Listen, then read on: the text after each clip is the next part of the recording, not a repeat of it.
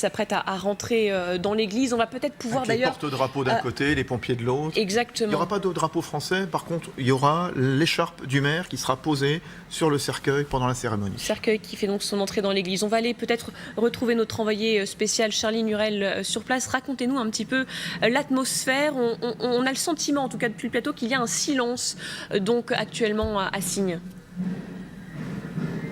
Exactement, un silence, c'est le cas de le dire, surtout lorsque bien cette dépouille a été sortie du corbillard. Et là, bien vous le voyez, tous ces élus en premier, la famille évidemment en premier rang, qui rentrent dans cette chapelle qui suit symboliquement cette dépouille. Alors il faut savoir qu'au premier rang, eh bien il y a le premier adjoint et à côté, eh bien Stéphane Michel, le fils du maire. Et c'est extrêmement symbolique puisque ce maire qui a dévoué une grande partie de sa vie à sa commune qui était son enfant, et Stéphane Michel évidemment son enfant de sang. Donc vous voyez eh bien cette double filiation qui est représentée ici au premier rang qui suit cette dépouille. Et lorsque eh bien ce cercueil est sorti du corbillard, je peux vous dire qu'il y a eu une vive émotion, les larmes coulaient sur les visages de ces habitants qui se sentent démunis. Nous avons même entendu à plusieurs reprises que cette population allait être orpheline, pour reprendre leurs mots. Donc vous voyez eh bien plus qu'un maire qui a dévoué une partie de sa vie à sa commune, c'est bien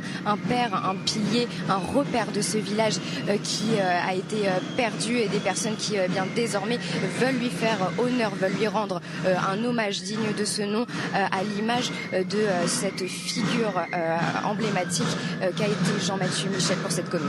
Merci beaucoup Charline Hurel, on vous retrouve évidemment tout au long de la matinée. Vous nous faites vivre